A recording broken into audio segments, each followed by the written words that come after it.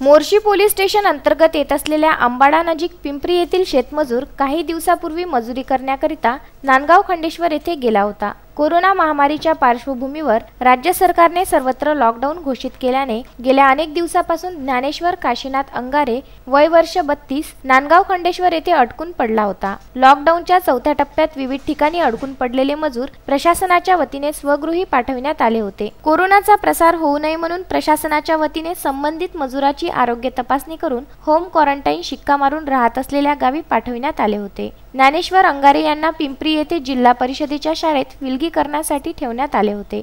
शुक्रवारी रात्री 10 ते 11 वाजताच्या दरम्यान ज्ञानेश्वर अंगारे यांनी शाळेच्या नजीक असलेल्या झाडाला गळफास लावून आत्महत्या केली। ही बाब शनिवारी सकाळी गावकऱ्यांना कळताच पाहण्यासाठी नागरिकांनी एकच गर्दी केली।